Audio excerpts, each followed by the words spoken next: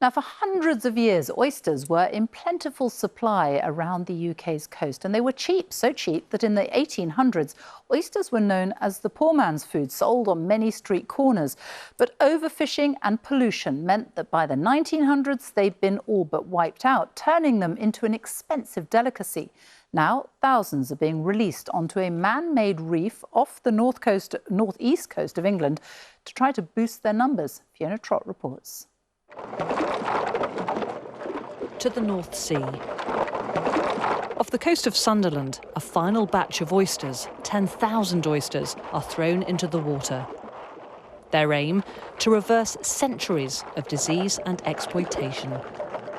So native oysters once used to be a common sight around the UK coastlines. We've actually seen a 95% decline of the native oyster from our UK seas. And with that loss, you also lose the ecosystem service benefits that oysters provide. So our project is geared towards restoring oysters and also restoring the benefit that they can have to our oceans.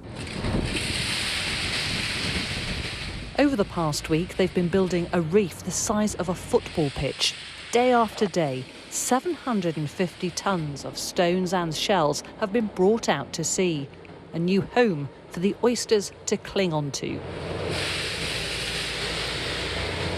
Oysters are clever things. They can filter around 200 litres of dirty water a day, suck up the pollutants and then deposit them on the seabed. That's exactly what 10,000 of these are doing right now out at sea.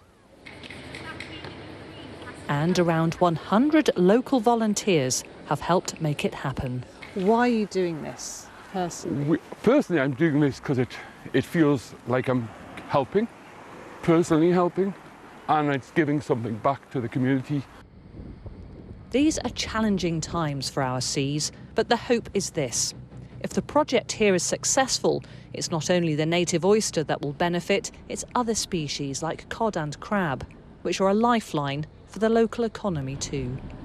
Fiona Trott, BBC News, Sunderland.